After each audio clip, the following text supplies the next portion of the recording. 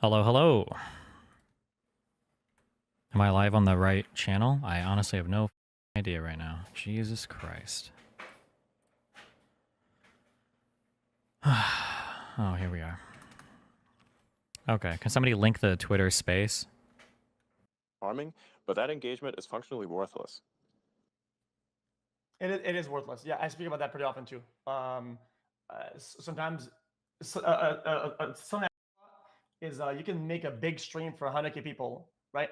And nobody cares about it. And you can make a stream with 10,000 viewers or whatever that everybody cares about. And I feel like the level of impact is a lot bigger with the 10K stream than a 100K stream, right?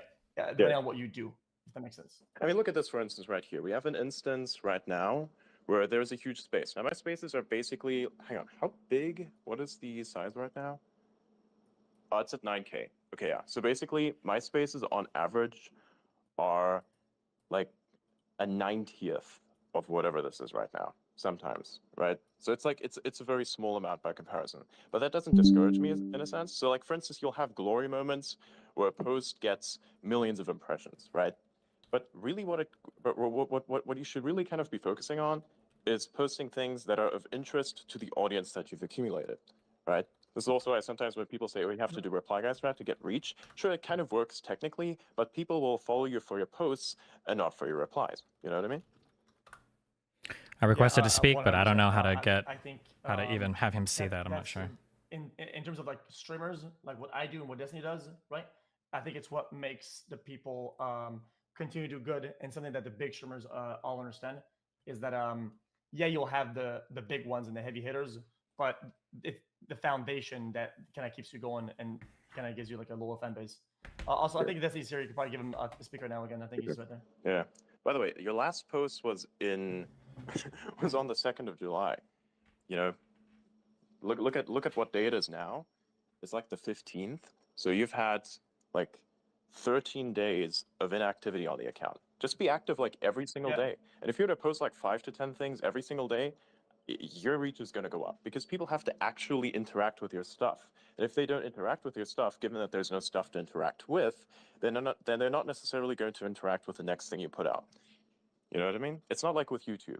Over here, it's like completely different. It's the opposite of that, wherein you have to have consistent activity, which is kind of almost like YouTube Shorts in a sense.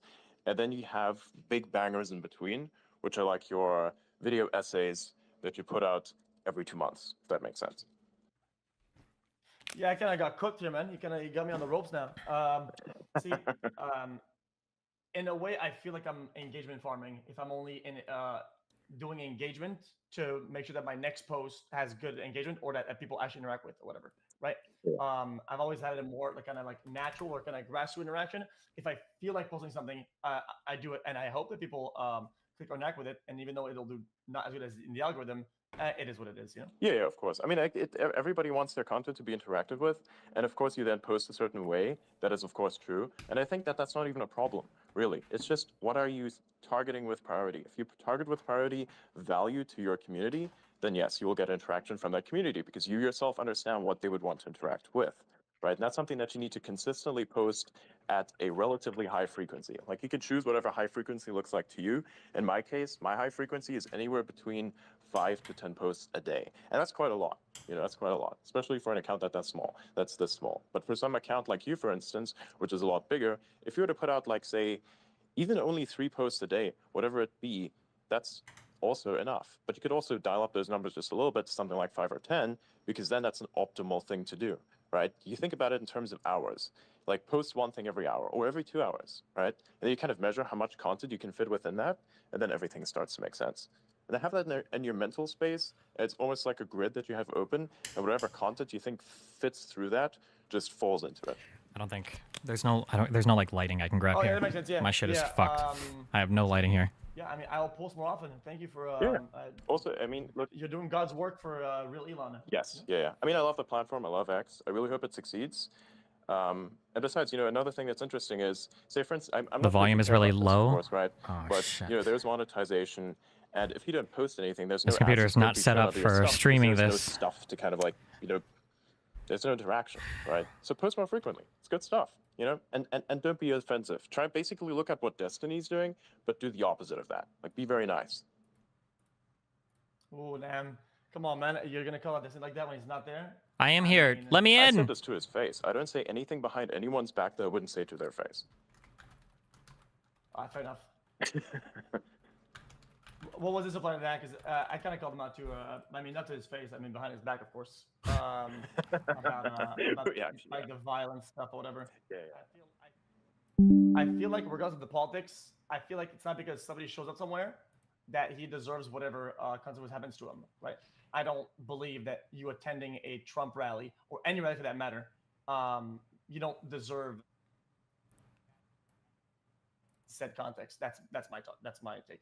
Oh yeah, I highly agree as well. Yeah. Because I mean that's just unfair. You really shouldn't be wishing harm on people in general. I mean, perhaps if everybody has a small, because it's just natural. War is natural, so everybody has this natural tendency to want conflict or to engage with something that's conflict based, right? But there has to be a limitation.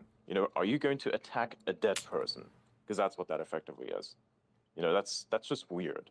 Even when I see people engage with that person's account today, and I see there's like his posts and his replies and they circulate again, it feels odd because you look at that and you say, it's almost like that person is still speaking. What is essentially a dead body? That's wild. Yeah, exactly. Yeah, a dead body, just like Destiny's account right now, because he can't speak, is the kind of a dead body almost. But you can revive him if you want. Talk. I don't That's see the currently request for pending. some reason. Is How many this requests are there actually? better? Well, I don't know if this is gonna be blown the fuck out now, so it's up to you guys to say if this is working or not. Yeah, I can't see any requests other than. Oof. Yeah, maybe if I get on a It's different fine. phone. Okay. All right. This is about as much as I can up the volume without it going crazy. So, It's good to have multiple devices in my dark black in case room one of them with no lighting. fails. Oh yeah. Because disconnect to frequent with whatever you do, especially when you do spaces, things just happen because it doesn't look well optimized, but it doesn't matter. There's still ways around it. Okay. So I've connected on the other device, and it's worse now. I can see even less. Jesus Christ. Yeah, it's good. You might have to restart it then. Whoops. Let me clear that. Unless I set up on the desktop. Ugh. Hold up. Wakey, eggs and bacon.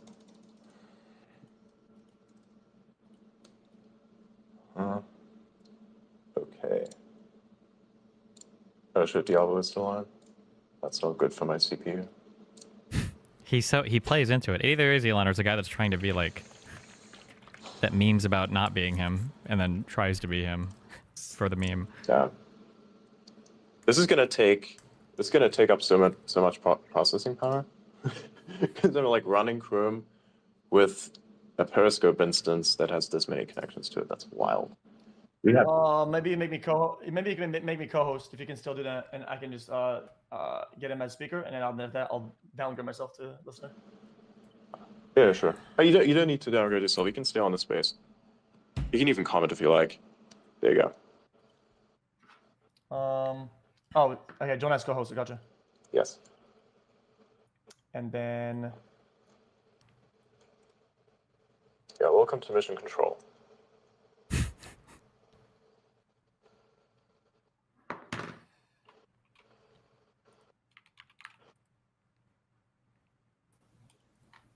Did I? I saw a flicker of his existence. Oh, hello. Yeah, he's a speaker now. Okay. Hey, mic check. How's your computer? Goodbye. It's fucking horrible, but I moved to a different computer, different room, so Destiny? Can you hear me? Hello? I can't hear him for some reason. Oh fuck, it Not needs sure to if he's use... speaking. Yeah, we can. I'll text him.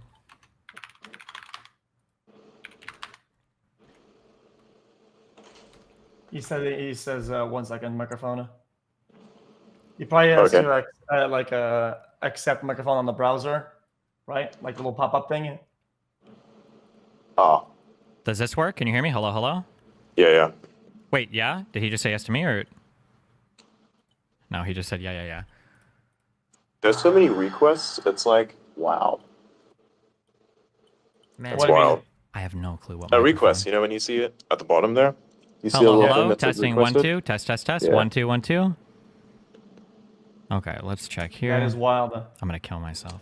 Yes. You ever done spaces before? Nope. Nah. You should do it. I don't, Testing 1 2. Yeah, but I let's don't- see. Test. maybe. If there's something like going on It's or not whatever. that. Otherwise, I'm just always live. You know, it's just in my Yeah, industry, yeah. not a lot of things happen on the fly that like need sort of talking Testing about. 1 You know? 2. I think it would be a really good way to interact with some of your fans. For Testing, instance. 1 I think at some 2. point you may even Test. get subscriptions Analog enabled 3 and 4. on your account, and then perhaps you could have like subscribers only content. They could subscribe to that, and then you could like have those people request and do a subscribers only space. Those are quite cool as well. Interesting. Yeah, you do that sometimes. Subscriber only. I try to do like no paywalling ever. Wait, they should Right. be working. Hello, hello. Interesting. Um, Okay, then yeah, you can also Yeah. do without that. Well, It just Unmute. depends on Hello, like who you hello. want to Test, let test, up. test. 1 2. Because I think Testing. Spaces 1 is a 2. really good way to interact with your audience. Like, say for instance, me, I can't just like reply guy. It's a huge waste of time and cognitive energy for me personally. But to do it via Spaces, just like let people up occasionally, is very nice. And it's all and there's also a lot of control with Hello, it. hello. right? Test. You just have to Yes. be careful with who you let up. There are a lot of trolls Yes, out there. my mic And is- account Yeah. size itself does not determine whether or not they're a troll. It just has to have. It just has Unmute. to be people that you know. Mute. Hello, hello. If you do Spaces, Yeah. or don't do that at all. So my philosophy on all that is that there's no like extra value in a subscribe. Okay, I'm gonna try rejoining. Maybe this will work.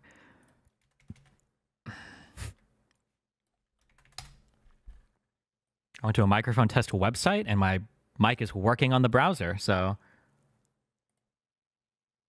And how they're going to interact Mhm. compared to someone who is not a subscriber. The only thing difference is if you're on stream and you have subscribers, right? If you have like a subscriber only chat, then Mhm. you can moderate it easier, and there's a kind of a risk for them not to get banned because their account is subscribed for like a lot of months and they don't want to lose that. Does that make sense? So you kind of filter for quality like that. The invitation. Yes. okay, does this work? yeah, I think for Hello. clips would be good. Testing. Holy Yes, it works. fucking Jesus. All right, I'm out. Goodbye. Fuck. I love you. Thank you, X. Okay, my bad. All right. What just happened to you? What happened there? I updated 2 vital pieces of software this morning, my operating system and my OBS, and something is causing Windows to blue screen. I don't know why, so now I moved downstairs to my studio, but my studio is not set up to do audio like this, so I had to reconfigure all of my audio devices, and here we are. But I believe everything should be working. Wild. This computer won't blue screen. Okay, Welcome back. welcome back. All right, where were we? Yeah, I kind of just want to get again. I kind of want to keep away from the politics as much as possible. I don't want to do anything with that. Specifically, what I want to talk about again, because I'm harkening back to that, is the nature of the way that you speak. Right. That's it. Right. Okay. So your explanation for why you speak in, say, a violent manner, I think we can describe this as a violent thing. You say you're doing this because you don't think you have much of an impact, and the other side is doing this as well. Well, to be clear, I never said I don't have much of an impact. I said that I don't think we can have much of an impact on lowering the temperature. I think that for the temperature to come down, both sides have to be invested in lowering the temperature, and conservatives have shown for the past 8 years that they have absolutely no desire to lower the temperature. That's what I said, or meant, at least. Which conservatives specifically? Donald Trump, the leader of the Republican Party. And so that guy and whoever you think supports him are like all in the same bucket, want to drive the temperature up. Is that correct? Yes. Okay. But then don't you think that engaging, so if, of course, you want to, like say, being or having good decorum on a platform actually has a positive effect, but you think that there's so much of a negative effect being caused at the moment that you yourself could not possibly make it any worse. Is that correct? Because that's kind of what that logic sounds like. A little bit. I think you can probably always make things a little worse. I just don't think you can make things that much better. When you say good decorum, one of the issues we run into, I think I was talking about this before my 4th or 5th computer crash, The issue that I have with good decorum or good conversation is right now it seems like the marker for a centrist or for a neutral observer to say that a good conversation has happened here is just for nobody to shout at each other. But I think the issue that I'm running into is there are two things to look at when somebody speaks. There's the manner in which they speak, and there's the content that they speak. And I feel like we have completely disregarded all content, and we're just looking for people to speak calmly at each other, even if they're saying horrifying things. I think that conservatives have been in the business of saying horrifying things for the past 8 years, oftentimes with inflammatory rhetoric, but not always. But when they don't speak with inflammatory rhetoric and their tone is nice, they're still saying horrifying things. So I don't appreciate it when conservatives are saying, well, we need to bring down the rhetoric. I don't like that joke that you made, when they have been in the business of amplifying and causing the temperature of the conversations to increase so much over the past 8 years. Specifically, you mean anyone who supports Trump? Because there are different conservatives across the board. The people even who don't support him, right? Yeah, I'm sorry. As a shorthand, when I say conservative right now in this context, I just mean conservative, Republican, or Trump supporter. Understanding there are some conservatives that don't support Trump, although the vast majority do, but not all. There are never Trumpers. There are conservatives that don't support Donald Trump. That is the case. But the majority of the party, you would agree right now, is absolutely lockstep behind Donald Trump, right? I think so, perhaps. When yeah. you say I think so and perhaps, how could it be any other way when every single lawmaker is lockstep behind Trump, when people that don't like Trump get excised from the political party, and when he enjoys broader support than almost any politician has historically in the Republican Party? What do you mean you think so? It's absolutely the case. And has JD Vance been excised? He has a very interesting opinions of Trump. Because he fell in line. Are you sure? Considering that he just got chosen as the vice presidential pick, and considering J.D. Vance is on record saying that he would have helped Donald Trump coup the government in 2020, yes, I am sure. Did he say those words specifically, or did he say something that, like, what? He said that he would have, where Pence failed, he said that he would have succeeded in listening to Donald Trump and rejecting the electorate vote in favor of the one that would make Trump the president, because he felt like that was an appropriate political process if they didn't feel like the results were legitimate. Okay, yeah. But that doesn't seem like advocating for a coup. That is a coup. That's an if then else. Yeah, like if you do this, then you have couped the government. Correct. Okay, cool. Well, I don't think it's cool. Again, it's funny. We're talking about. I don't like the nice. Or I'm sorry, I cut you off. Go do your thing. Sorry. It's like we talk about a specific thing that has rules of engagement, and then we immediately go back to politics. It's kind of funny. I mean, I don't blame you for this. I understand that, but I don't want to talk about politics. I want to talk about rules of engagement. Again, specifically, I see there is reasoning that you want to be violent, but why not choose to be an example and not be violent, right? Because of course, you'd say here, you're having a conversation on X, for instance, and you're talking to a guy who's effectively dead. You're like basically playing with this guy's dead body, because that's what you're doing, right? You're just like quote posting his thing, and you're saying terrible things about him. Now, I'm not defending this guy, what he does or where he was at. I'm just saying that you just have some respect for the dead, right? And you don't have any respect for the dead in this regard, because you're basically interacting with what is essentially a dead person, right? This is really, really, really weird. Whatever you want to do with that, that's up to you. But that's what that is, right? I mean, who better Don't to you make think that fun the of than content of somebody what you could say about this guy, like, dude, if you have bad content and what you have to say about this guy, doesn't that kind of go against what it is that you want? I mean, what exactly do you want? Do you want to actually have a discussion in which good content is within that discussion, even though it be peaceful, or are you just going to basically use harmful content and still have the discussion? So this is my view. Inflammatory rhetoric accomplishes some good things and some bad things, and calm rhetoric accomplishes some good things and some bad things, right? So the reason why people are inflammatory is because it riles up your side. It makes people more emotionally invested. It produces a stronger feeling about a given thing. But typically we don't like inflammatory rhetoric because it usually involves dehumanizing, demonizing, attacking some particular person. It increases the likelihood for everybody to engage in inflammatory acts, and inflammatory acts can put you on an escalatory pathway towards bad actions, right? Which is even more scary. But the issue is as Democrats have been as milquetoast and calm, relatively speaking, when you look at Biden as possible, none of the positives that are supposed to come from calm rhetoric have been realized, and instead it's only been the negatives. Biden has spoken over and over again about how he's not just a president for the U.S., or he's not just a president for one party, he's a president for the entire United States. He's brought together people to support bipartisan legislation, and at almost every opportunity, like that famous speech where he's in front of that red background, he said, listen, not all Republicans are MAGA Republicans. This isn't the entire Republican Party. Despite all of these qualifiers, despite his bipartisan support, at least in Congress, and despite him trying to be a president for all Americans, everybody on the conservative side still gives him all the negatives of the inflammatory rhetoric.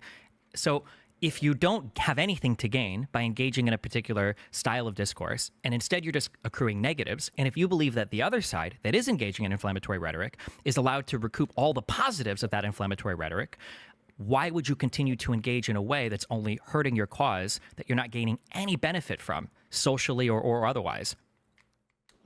So if I were to kind of look at this and take that as an argument, does that mean that you want, say, Biden, for instance, to be a bit more inflammatory, to kind of reap the rewards of being inflammatory against someone like Trump? Is that what you're kind of correct getting towards? So to be more precise, oh my God. On the last more violence. No, I didn't say violent. There's plenty of steps before violence when it comes to inflammatory rhetoric. So for instance, in the last debate, I think that Biden should be making fun of Donald Trump more for being a convicted felon, for the fact that it looks like his wife is going to leave him, for the fact that, he had sex with a porn star. Like, these are things that are personal attacks that Donald Trump does all the time that rile your base up and people like them. Even if it's kind of a shitty thing to do, I would say, as a whole, it's shitty. Donald Trump shouldn't get to enjoy all of the advantages of that while being immune from those types of attacks. For instance, I think a lot of Democrats were pulling ads because of the recent assassination attempt. Republicans wouldn't have done that for Biden. I don't think Democrats should be pulling ads for it.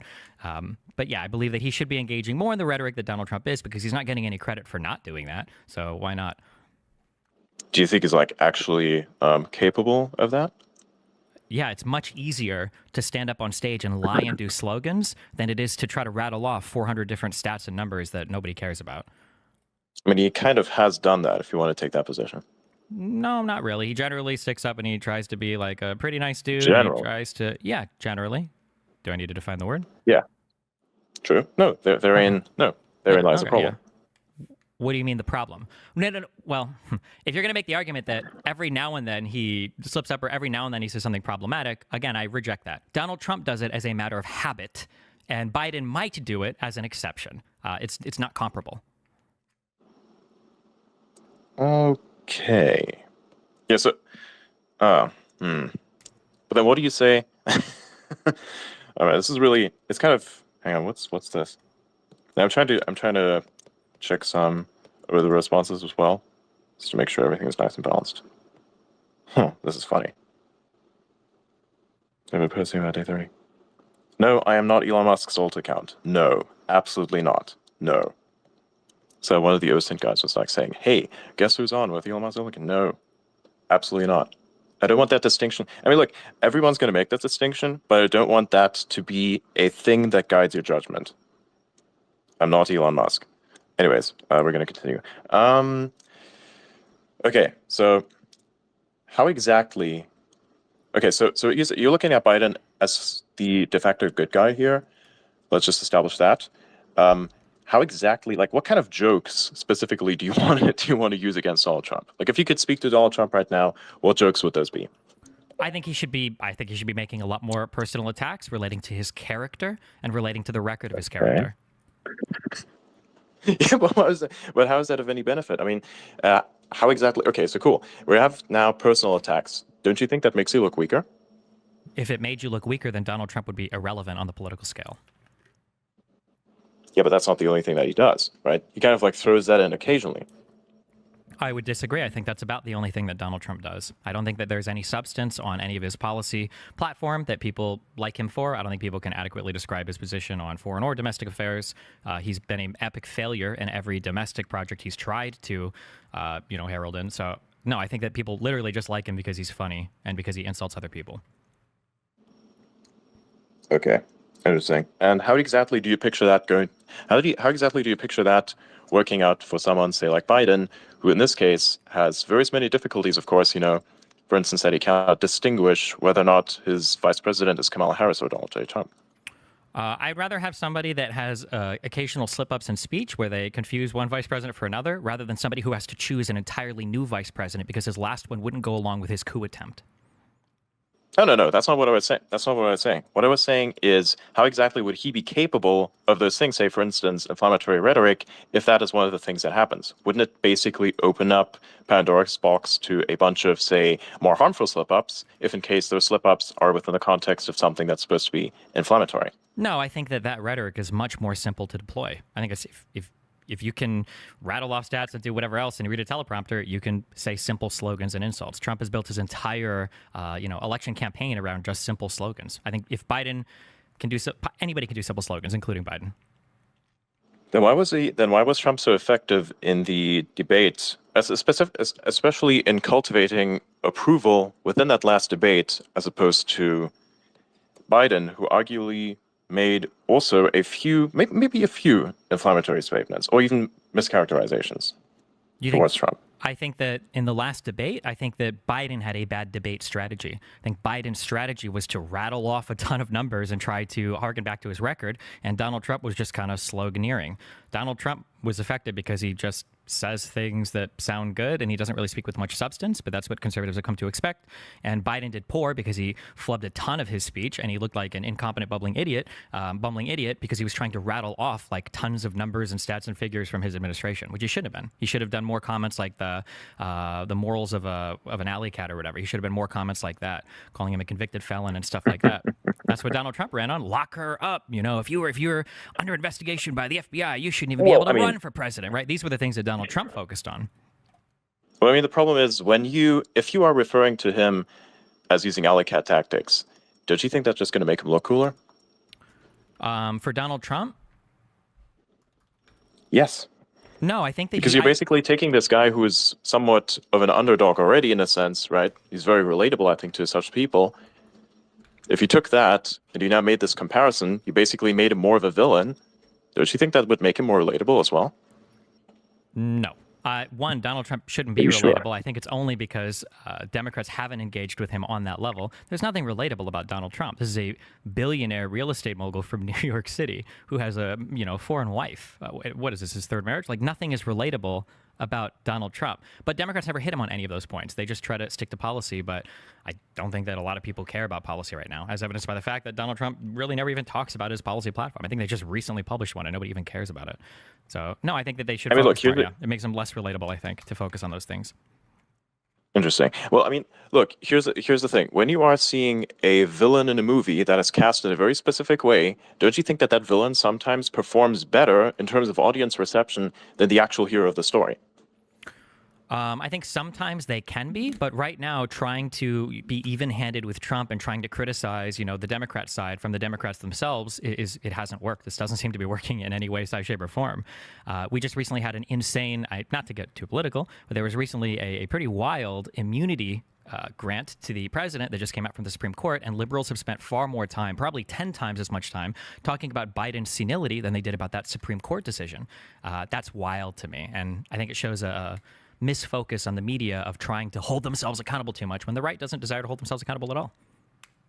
So you're basically saying they should make up more nonsense. I didn't say anything about making anything up. I'm just saying that you have to understand the rules of the game. You're talking about accountability. You got to play by those rules. Yeah, sure, but you're talking about accountability, right? So there's a shift in the game where dirty tactics are being deployed. And you're saying that some dirty tactics ought to be used if it helps your cause. Well, then one of those dirty tactics would in this case also be lying in order to confuse your enemy. Would you actually say that that's okay? I consider lying, I think, would be immoral. I don't think making fun of somebody for things that are true is necessarily immoral. It's just maybe not the best thing to do sometimes. But if those are the rules of the game that are being played, then those are the rules that you have to adhere to. You might think it honorable to fight with only sword and shield, but if you step into an arena where everybody has an AK-47, you can fight as honorably as you want. You're probably going to get killed pretty quickly. So I think that you have to take up, whatever the tools are being used in a particular environment you're in, and you've got to function in that environment with those tools rather than trying to hold yourself to some standard that nobody cares about and that you're not getting any credit for, that's hurting your campaign ability. To be said, I would never say somebody should lie. That's a tool I think that should still be reserved for the conservatives and for Trump. Okay, cool. Yeah. About the lies. Yeah, cool. So more personal insults, less decorum. Yeah, until I see maybe at some point, maybe if the Democrats do it, maybe the Republicans at some point were like, wait a second, hold on, maybe this isn't good, maybe this isn't a good direction to go in. But if you have an environment set up where one side is allowed to act, aggressively the entire time, and the other side isn't, then why would anybody on the side that's acting aggressively call for decorum? There's no reason to, right? You're getting away with all of it. Nobody's holding you accountable for anything, and the other side's not even responding, right? In evolutionary biology, you've got these tit-for-tat systems that show species that when you engage in a certain type of antisocial behavior, there's often a punishment for it, a tat for your tit. And if there is no tat, then those types of organisms will run rampant, and they will take over whatever social system they're in because they can attack with impunity. So I think conservatives need to understand that, well, hold on, if we're going to set the bar at this level and we're going to engage in this type of rhetoric, maybe it is going to come back and hurt us a little bit too, which tragically, if one would say, is I think what happened at that event when that guy got shot, that the Republicans have been in charge of turning the rhetoric up over and over again, denying the election results, saying that Democrats are trying to steal the country, saying they're trying to, steal. Yeah, we've heard all these talking points. I understand. Yeah, well, they're not just talking points. They're not just talking points. They're true. And when you engage in that type of behavior, they've evolved into talking points. That's fine. But when that behavior happens, it's not surprising when people get violent. Yeah. I often platform and communicate with many people who are on the left, right? Say, for instance, when the border crisis started ramping up and there were spaces about said border crisis, everybody else was like basically grabbing their Republican best friend. I just basically brought the most left-wing guys I could find because that was in short supply. And I said, hey, let's have a conversation with these guys to actually understand what their takes are. So I kind of feel those feel somewhat like talking points because I've heard them so much. So they are kind of like talking points in a sense. But something I wanted to ask you, so given that you are saying you want to go a bit more, so, I mean, I would term this violent because this kind of is, because if you're being inflammatory, that is by definition, I think, violent. I think there's also a certain degree of being inflammatory where it turns into hate speech, which I think is absolutely deplorable. There is a person whose name is Chase Geyser, who you recently blocked, who challenged you to a lawful duel under the Texas Penal Code 2206.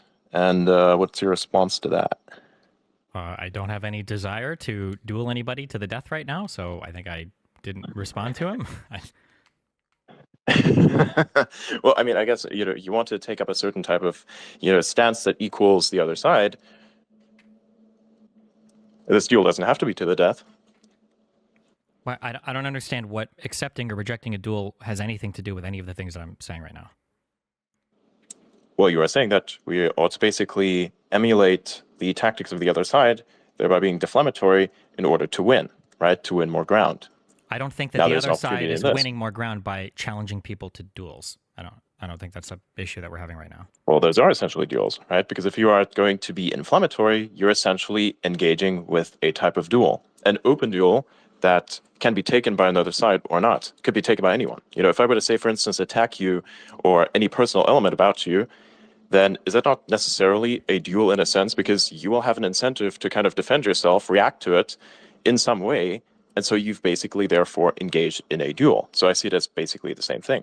Well, if it's basically the same thing, then I already have accepted and I'm dueling right now. I continue to speak. That's the manner in which I fight with people, and I do it with my voice, and I will continue to do it with my voice. Cool. But why did you block the other side then? Because he was challenging me to a pistol shoot-off. Doesn't have to be. We can also set different rules of engagement. But still, if he wants to communicate with you, you can give a reason that you don't want to do this. But why is your response a block? Because I have given that you want to hear out the other side. Yeah, because he wasn't challenging me to any type. If he wanted to challenge me to a debate, then I would accept. But I'm not going to accept a boxing match or a shoot-off or a pistol duel or anything else because that's not what I'm in the business of doing. Yeah, but still, why block? You could just say that to him. Why block? Because I have thousands of people that are tweeting at me constantly, and if somebody says something of no value, I would rather just block them. It's quicker. I don't have the time to respond to every single deranged thing that shows up in my replies. You could also mute certain words. Doesn't mean that you have to block the person. If you're dissatisfied with certain things that you're saying, say, for instance, if I were to call you a very specific word that's constantly used, or say I'm using a particular talking point, it's almost like a copy-paste, you can choose to mute that exact talking point, and you would basically still see everything else. So why aren't you doing that? When you mute somebody, do they show up underneath your replies? Not muting the person, I mean muting the words / talking points. If I mute the word or talking point, do they show up under my replies? I don't think they do. I'm not entirely sure. I don't think you would see those. I mean for other people. For other people, I think so, yes. But if other people engage with those then I don't wish to have comments, them. and if they talk about it in the same way, Yeah, I'd rather then just they wouldn't see it as still. No, I'd rather just block them. I have no desire to engage with that. I don't think they offer anything of value underneath my own tweets, so I'd rather just block those people and move on. Everybody has the ability to block on this platform. If you want to, then simply block and move on. Well, I mean, it's not a duel to the death, though. Okay, Under penal code is not a duel to the death. Okay.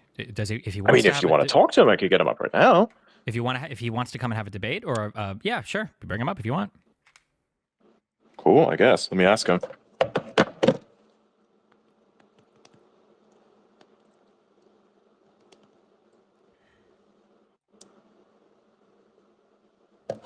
That's probably gonna take a while.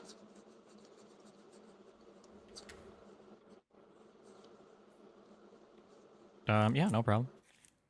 If it takes a while to respond, it probably means that he's communicating, saying, "Hey, can we get this set up?" Could be because it could be funny.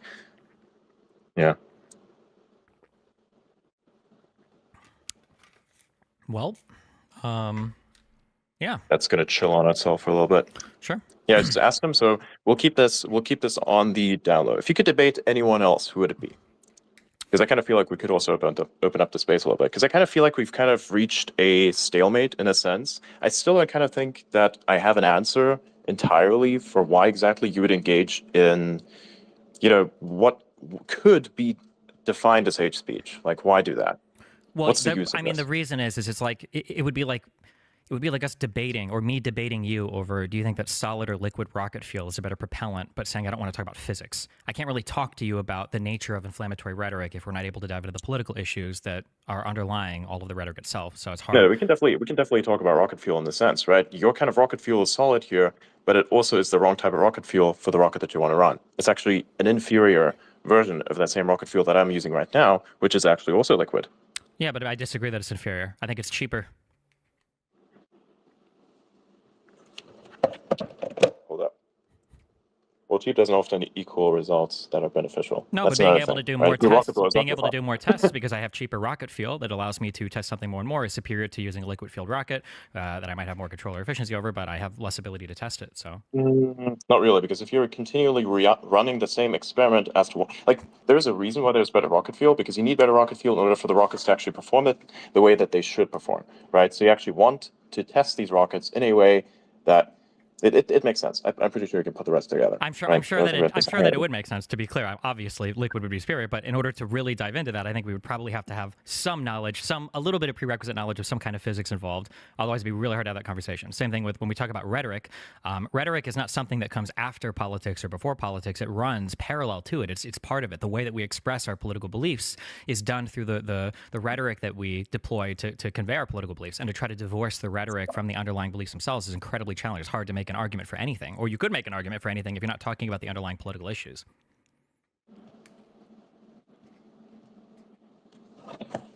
Yeah, but still, it is not like hate speech is not a means by which one can duel, right? Hate speech is Oh, not you a unblocked what? him. Very nice. Oh, Cool, I unblocked nice. him a while ago. Yeah, hate speech is not a what? Did you say? Sweet. Hate speech is not a good way of communicating anything, right? I know that you're saying, oh, we want to discuss a political issue of sorts. It is like it's basically like saying, hey, we have a launch vehicle to launch a certain thing in space. It could be literally anything, right? Like, because we're using the metaphor for rockets, I think, as everyone understands this. You can have a rocket, you can launch anything. You can launch bombs, or you can launch a satellite, right? This is your choice. You've chosen to launch bombs, which I don't think is actually very conducive to any progress whatsoever. It just basically progresses things towards more of a violent path, right? Something that one should also prevent. Now, if you could look at, say, for instance, certain treaties about how to operate in space, you could look at those as rules of engagement on the platform, because there are rules of engagement, which is also kind of the enforcement of which has led to your demonetization, right? Because you basically engaged with something that could be identified as hate speech. Well, to be clear, But I think I was demonetized because I was because I engaged in a speech that Elon Musk didn't like because it betrayed his political. It is not ideology. up to Elon. It is not up to Elon. Sure, but there's I think he's the stringent one rules. that, It's almost like I think he's the one that highlighted it. I've engaged with much worse commentary towards, say, Palestinians, but it seems like nobody cared about that, and I wasn't demonetized for that. And I've seen other people engage in incredibly abhorrent rhetoric. oh, dude, it's just much more. I think it's just much more public now. That's why it's been brought to massive attention. It causes a lot of damage. Right. I think my anti-Palestinian tweets were pretty public, but Regardless, I'm just saying that I guess. when you say that hate speech is not a way to communicate anything, I mean, some people would disagree. It depends It's on. not a good way to communicate anyways. It Yeah, de- you can it- communicate whatever you want via hate speech. You can launch bombs into space, but it's not a thing that you should be doing. You keep right? saying this, but it really Why? depends. Even what you say there, you shouldn't launch bombs into space. To continue the analogy, should you not? You know, one of the big issues that people are having in space right now for low Earth orbit stuff is the amount of space debris there. So maybe launching bombs at debris is a superior way of dealing with it than just deorbiting stuff. Absolutely not. Than, actually makes it worse. Sure, maybe Deorbiting not. stuff is actually sending up another vehicle and then somehow deorbiting it manually, That's- right? If you were to that's- actually blow stuff up, then you'd have small little fragments that travel around at the speeds which are like basically faster than a bullet, where an even Sure, a very potentially. small I mean, small object can have a very large impact. I Very understand. destructive. Depends And on it's how- unpredictable. That's max fine. chaos. Depends on how the explosion is done. Depends on the size of the thing you're trying to deorbit. It depends on how you're Absolutely not. exploding things. No, no, no. Okay, potentially. But when you talk about hate speech, That's even worse because there's still fragments Sure, everywhere. okay, I'm sure. Okay. When you talk about hate speech as a way to not communicate anything, there are lots of people that would disagree with you because they would disagree based on how you would define hate speech itself. That thing is highly contentious for a lot of people. And so some people would take an issue with the statement itself because somebody like Jordan Peterson would say, well, I should be able to call somebody the pronouns that I identify them as. And other people say, well, that's hate speech. So in that case, like, who's right and who's wrong? The person telling Jordan Peterson, don't communicate this because you're using hate speech, or Jordan Peterson saying, well, even if this is hate speech, I think it communicates an important idea. Well, but then perhaps maybe you should use a different vehicle to communicate the same idea, essentially, right? Because if now, okay, so cool, yeah, we're going to have that conversation. But who defines hate speech and how is hate speech defined? I think if you're basically going to hate on a person who's dead, and you're doing this in a very specific way, which I think we can basically kind of look at, I'm not going to voice it because I think the way, like, I'm not going to voice it because that itself just is going to make me feel dirty. I don't like that. It's a moral problem. I have no idea how exactly you can actually bring yourself to type these things out and hit send. It's just wild. I sometimes think that I post psychopathic stuff sometimes because it kind of challenges reality, but nothing comes close to this because it doesn't really challenge reality. It just kind of makes things worse in every way. It's like a blight almost, right? You don't have to do this. You did it anyway. You don't have to do anything. Nobody has to post anything at all. There's no obligation to do anything whatsoever. So yeah, exactly. in You terms simply of what ought you not have to. Sure. I mean, you could argue you simply ought not to engage with social media at all. It probably makes everybody's lives a little bit worse off depending upon what particular metrics we're using. No. There's rules of Absolutely. engagement, right? There's There- rules of but engagement. yeah, Am I sure, going to bring? but Am I going to bring an SMG to a chess game? Probably not. Sure, but would you bring You an just SMG? brought an SMG to the Would you chess bring game. No, there is no chess game being played right now. There is an SMG game There being is. played right now. I find it hard to believe that the side that encouraged and giggled along with Donald Trump making fun of captured prisoners of war and saying, I prefer the guys who weren't captured, that side has all of a sudden discovered morality and doesn't like it when people are inflammatory towards other people, be them dead or not. I just don't believe that. I think that if conservatives truly didn't like that type of inflammatory rhetoric, I think they would have policed the rhetoric on their side a little bit better rather than encouraging it nonstop.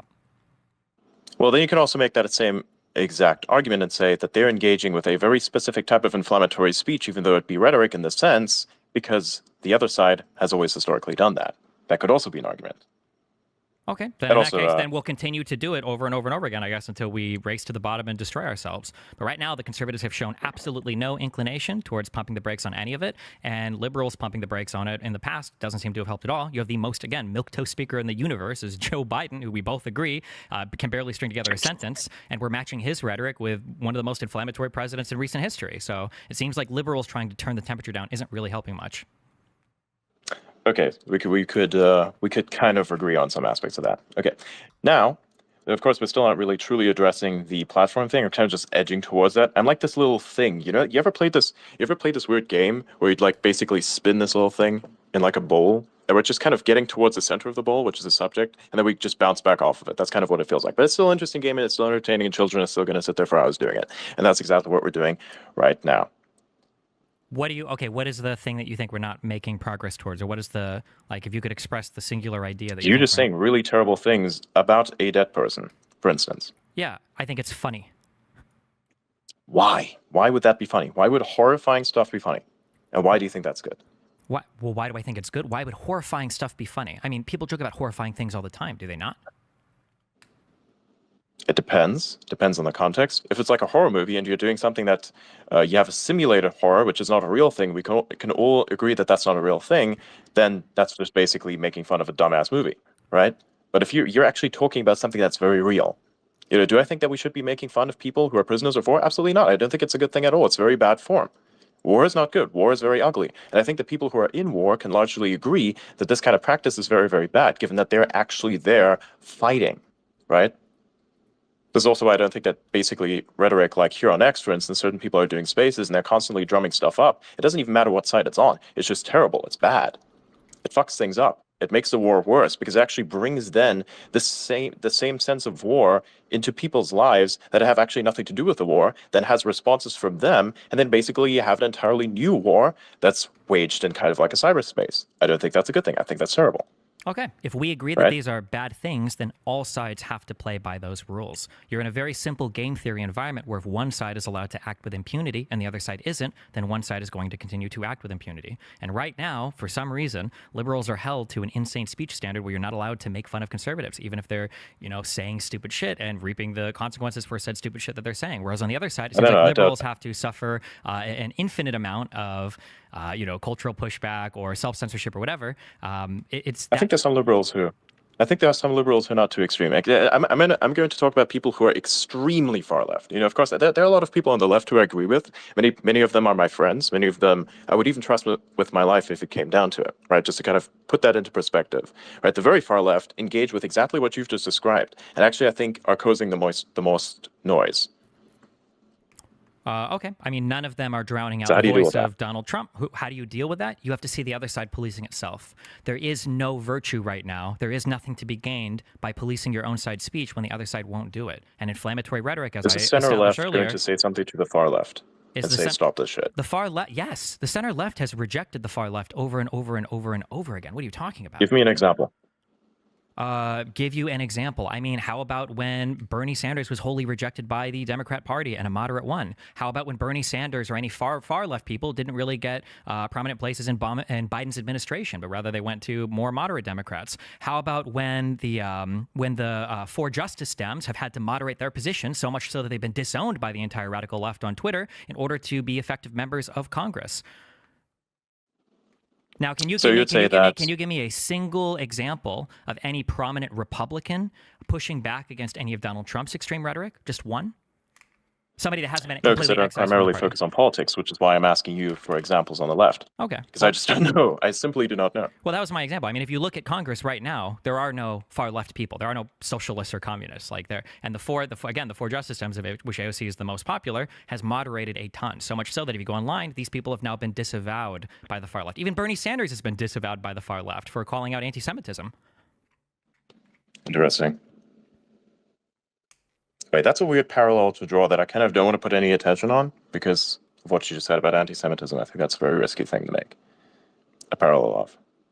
Well, I can't get demonetized anymore on Twitter, so I'm sorry, on X. Jesus Christ, man. Yeah, it's not necessarily a good pursuit now, is it? What's not? Okay, so what is your position exactly? Where are you positioned at in the Overton window? I mean, it depends on the particular policies that we're talking. I would be anywhere from center left to far left. It depends on if we're talking social issues or if we're talking economics. Okay, Okay, so where exactly would you then place the interaction with a dead person? Where exactly would you place that? In which category? Because you just named certain categories, and these categories are then also positions on an alignment chart. So which category does that fall under to?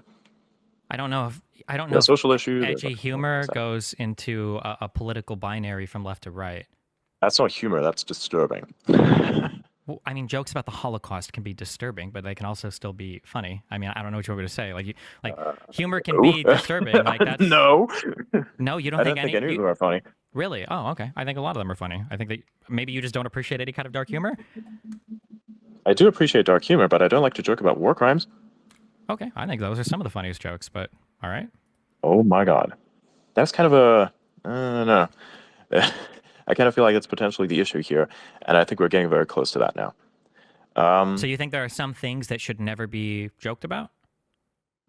I think there's some things that one should look at historically and say, like, for instance, if I were to take, in Germany, for instance, the swastika you're not supposed to use that for anything.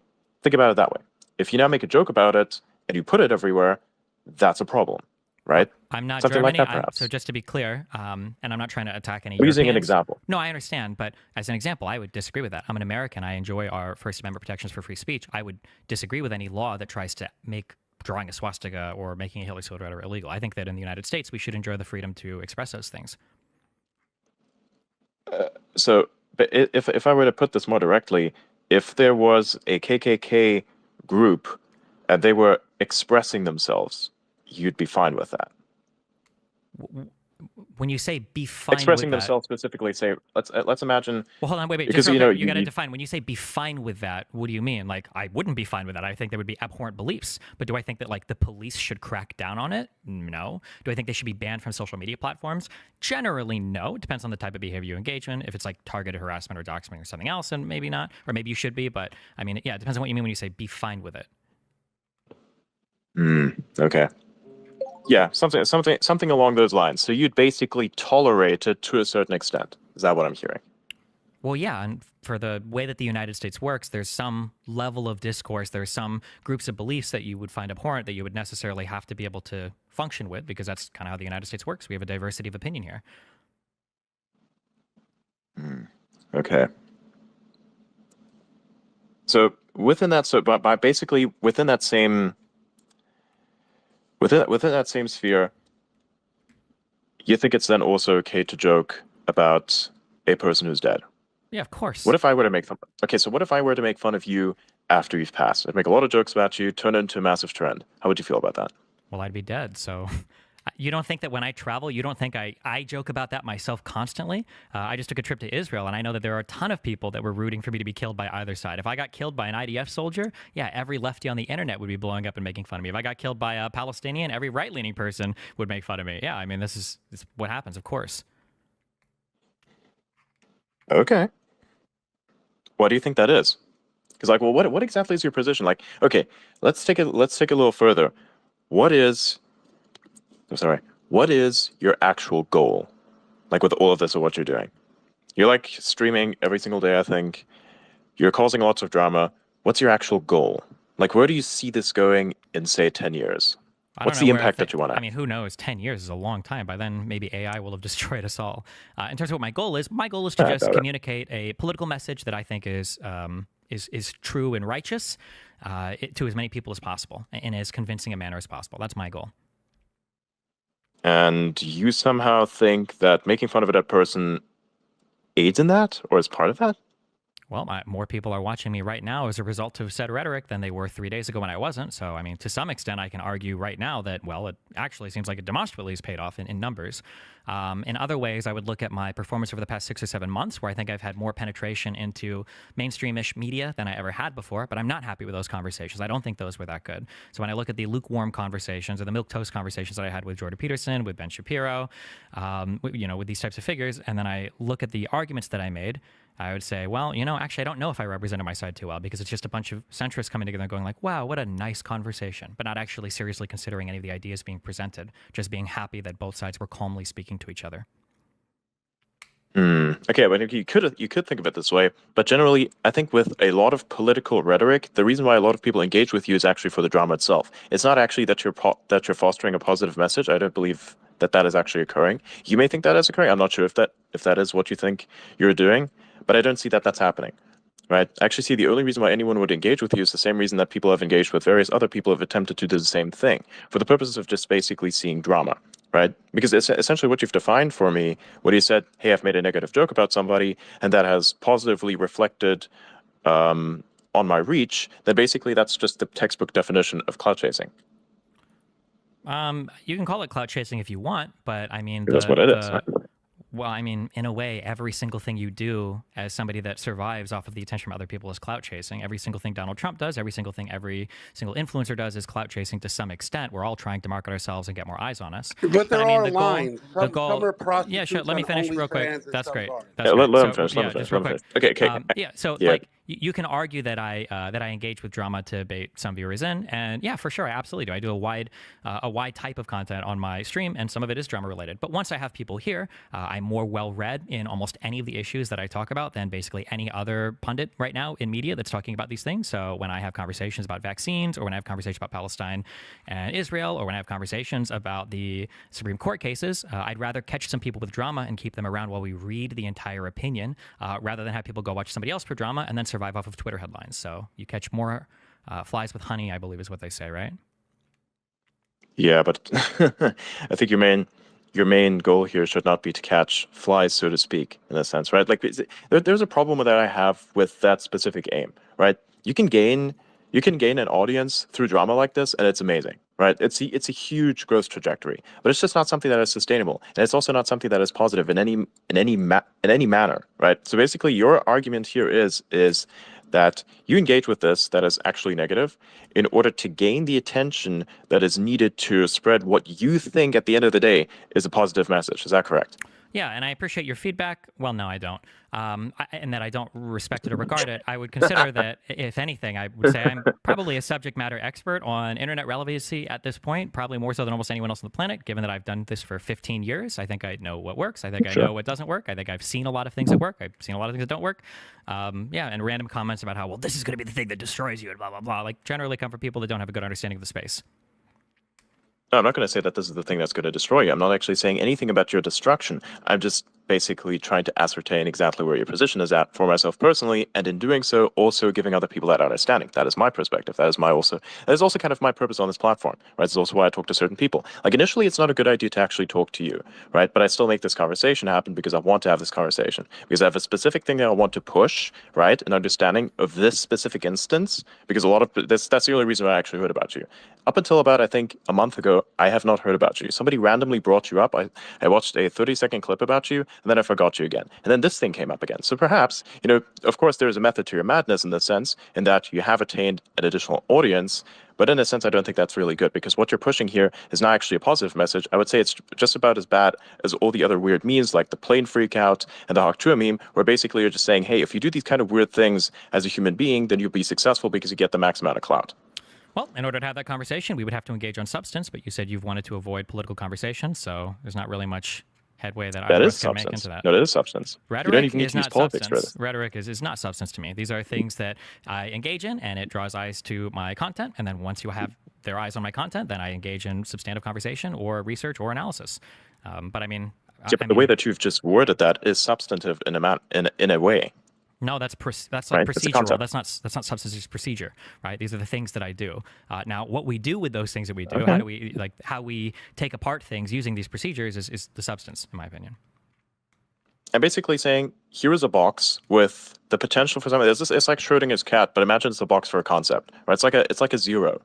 Nobody can actually grasp the concept of what a zero is, because it's truly nothing. And the very existence of nothing is not possible. Thereby, it's nothing. So you have to actually put a box around a nothing for nothing to truly exist within our brain space. So it's actually a thing now. So we're going to talk about rhetoric as if it was a box, right? There is no rhetoric within this box, but it's a box that is always used to deliver rhetoric. Now, where exactly you are going to send this box depends upon you. I just don't think that type of box needs to be sent to someone who has passed away. That's fine, but to divorce the rhetoric from what's being said is incredibly difficult. The way that I would speak to, like a partner's parent, or the way that is going to be different than the way that I would speak to a child, which is going to be different than the way that I would speak to a police officer who's pulled me over, is going to be different than the way that I would speak to somebody on a social media. Like, all of these things are going to be different. It's impossible, really, to divorce rhetoric from what's actually being said, when rhetoric is just the expression of a thing being said. It's like trying to analyze, phenotype without genotype, or trying to analyze, I don't know, like any two things that are required for each thing to exist and express the other thing. I don't know how you can analyze rhetoric and to find out if rhetoric is good or not, or particular rhetoric is good or bad or not, without getting into the substance of what's being said. More like where it is applied, okay? So let's say, for instance, we have to, again, these are different types of boxes. So there's something really toxic. There's the box that we don't actually ever want to pull out because it contains something really fucked up, right? Let's say, for instance, the types of rhetoric that you've engaged in when referring to, say, that person, right? You've chosen a very specific type of rhetoric. You've chosen to deliver a very particular box. You've not just taken the generalized concept of rhetoric itself as a whole box. You've just taken a very specific quality of that box, and you've decided to send it there, even though this thing should not even be sent in the first place. Much like a nuke. You basically chose to nuke a dead guy. Well, can you give me... Well, I mean, I feel like a nuke is a bad example, because have there not been times historically That's actually a good example. Decided that we do need to nuke somebody, or do you think that the nukes... It's a decimation. Well, it's a conceptual nuke, so you can keep using it. Well, yeah, but I'm saying, do you think that in the non-conceptual sense, in the very real sense, was nuking Japan a bad decision? Nukes. What are we talking about? I think so. A grown man protecting his family needed to die. And anybody who supports Trump deserves to die. Protocol. Hold up a second. We're gonna get into this. When you say... Hold you cool for a second. Just a second. When you say a box that should never be pulled out, I think genociding a bunch of people is probably not the best thing. Like, say, for instance, the case of Japan. Do you think it was good to kill all these innocent people that had nothing to do with any of the conflict and just happened to exist in the wrong place at the wrong time? Because I think by all intents and purposes that was the case. And also, even the fact that a lot of their major cities were burnt down with napalm before any of the nukes even landed first. Do you think that was a good thing? I don't think that there were a bunch of people who had nothing to do with the conflict. I think that all of Japan's population was poised to engage in total war. I think that the entirety of the population was literally ready to fight, hand and tooth over the potential invasion of the American army. I don't think you had an entire population of people who were ready to surrender. So that's how you justify that. I think the majority of people tend to want to avoid war, because when it actually comes down to it, people are forced to go to war as opposed to doing it willingly. And unless, of course, you brainwash them into that. Then how did the emperor maintain his legitimacy despite the fact that Japan had been engaged in war for some 10 years? What do you mean? The people were all there for war. They were ready to fight. They believed in the superiority of their emperor and their people, and they wanted to follow the war through to the end. Or they didn't want to somehow dethrone the emperor because that is not a good thing to do within the time of war. Or perhaps you don't want to do that in the first place because none of the civilians were actually wanting conflict at all. Because I don't think anyone truly desires conflict within a stable life. I'm pretty sure that the average family that was just trying to get by, who was like an office worker at the time, who then got subsequently nuked, had a desire for conflict. I think you should read into the ideas and desires of the people that existed in Japan during World War II and prior to that. This is war propaganda that was brought forth even by the country itself in order to kind of affirm a certain idea to the enemy, which was the United States at the time. This doesn't mean that it represents the opinions or the feelings of the entire populace. That just means that the war propaganda was very effective at signaling exactly this concept to the enemies, which was then, of course, used as a justification to then eventually nuke them, I believe, within your context of what you're saying. Okay. I've never heard that argument ever in my entire life. I mean, if that was the case, then I would agree with you, but I don't believe anybody's ever seriously. Do you want to go to war? Do I want to go to war? I mean, it would depend on the war. No, just in general. If in any war, if there was any war and you would just be there, anything, it doesn't matter what the war is, even if it's a losing war, would you still engage with it? You can't answer that question without context. Yes, you can. No, you can't. Yeah, the context is a war exists. It doesn't matter what that war is. It does matter. If you are forced to fight, will you? Because the answer that I would give would greatly depend upon the war itself, of course. No, because that is still the thing. If you're like, say, I'm trying to basically speak from the perspective of a person, let's say in Japan, who's just living their life. And let's imagine that you are that person as well. If you were made to go to war, would you do it? If I believed at the time that my people were superior and that we needed to, dominate the continent next to us and that we needed to fight to secure our position in the world and be the leaders of the world, maybe, yeah, I would want to go to war, I guess. Okay, yeah. Well, therein actually kind of highlights your existing position because you are that type of person who's already ready for conflict and kind of wants to engage with that to a certain extent, but only if you say that there is a winning position to make, which is kind of interesting because I think that kind of reflects the arguments chosen, which is also the reflection of politics. I don't understand what any of that means. It's like asking somebody, like, would you ever want to kill a dog? It's basically what I'm saying is you don't want to argue about the dog was attacking me, trying to kill me, then I probably would kill the dog. I mean, it depends on the circumstances, of course. Yeah, cool. No, basically what I'm discovering, what I'm discussing here is basically there is a box, and we're talking about boxes in a certain extent because we are looking at concepts, not just with substance within them. And you're basically saying, I don't want to argue with boxes, I want to argue with the contents. Right? No. Because that's the only way that you can win. No. So basically that is like the distillation, that is like the distillation of how you would go to war. If you'd said, hey, for instance, if I have to dominate a neighboring continent and I was convinced that we could actually win this war, then I would go to war. But what if that was not the case? Would you then also still go to war? When you like, what if it's a hopeless war? When you ask me if I would you still do that? It depends on the war. It depends on what you're fighting for.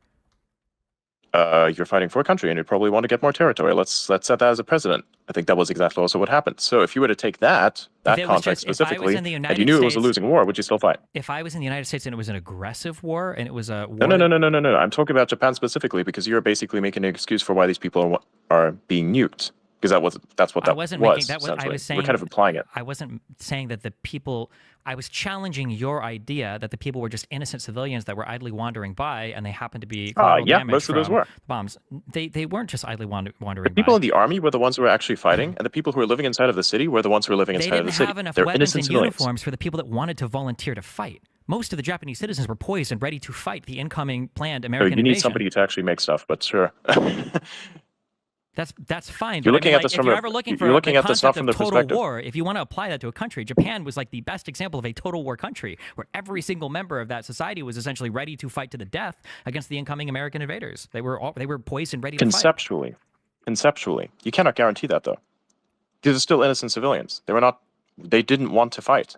You can't guarantee They were still it, but then bombed the to shit question regardless. is, but then do you run that gamble with 1 million of your own citizens, with 1 million of your own soldiers? Do you run that gamble, that lottery, and hope that, well, maybe once we invade, maybe they'll all back off and just kind of chill? No, you're still going to use government propaganda, of course. Doesn't mean that reflects reality. I'm asking. It is still going to, and then your enemies are going to use that as an Americans- excuse to basically bomb the shit out of you, which is exactly what happened. So then should America have done a ground invasion then? No, of course not. I don't think there should have been any invasion at all. There should have probably been a defense of certain territories, but I think that perhaps the nuking of innocent civilians, which is exactly what that was a bad thing to do, wasn't it? It set a lot of fear into everyone, and also, I think, led to a lot of damages, where, for instance, nuclear technology would probably be would probably still be here in many different ways, where, say, for instance, we're still using like fossil fuels to power our cities in some areas. That's terrible, right? We'd actually want to have more nuclear power as opposed to less of it. And then something like this impact, us using, the understanding of nuclear power as a weapon, actually made this specific way of generating power a negative thing. That is bad. This has actually kind of contributed to a very bad impact.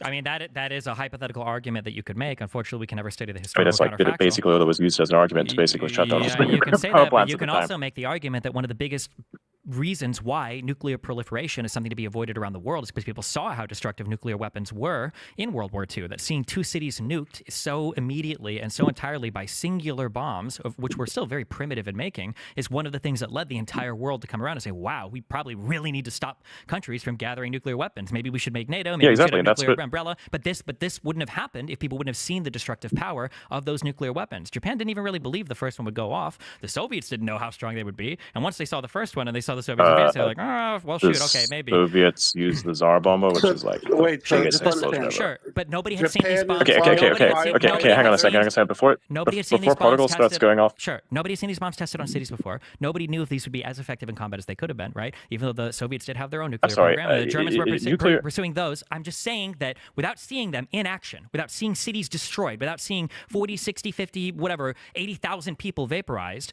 the world. What do you think they tested it on? They didn't. Did you think they tested them on civilians and cities? It actually, I mean, one of the things that were actually tested on model cities was in fact napalm, which was then also subsequently used as well. And the nukes were just a way to finish it. But besides that, hold on, we're going to get to protocol. What was the highest amount of civilians killed in a nuclear bombing besides Hiroshima and Nagasaki? In a nuclear bombing, those two.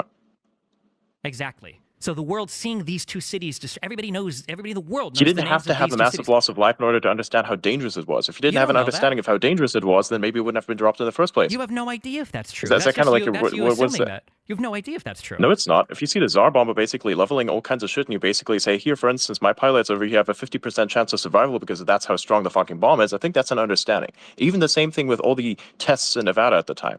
You think that everybody understood how powerful these things were? How many people do you think know what the Tsar bomb is? A lot of people. I think almost everyone. Okay, I can't. We're just factually very far apart. Should I put a vote out? How many people know what it doesn't matter. Anyways, my guess protocol. would be so I kind of want to shift probably to less than like 5 or 10% of people have ever even heard that term before. That'd be my guess. Tsar bomb. Are you sure? Because everybody's like talking about nuclear this or nuclear that. Yep. Everybody knows what Terminator is, and if everybody knows what Terminator is, everybody knows what nukes are. And if everybody knows what nukes are, then everybody knows what the Tsar bomb is, because that's the biggest baddest of all the nukes. Okay, I would guess 5 to 10% of the population. Okay, perhaps. Anyways,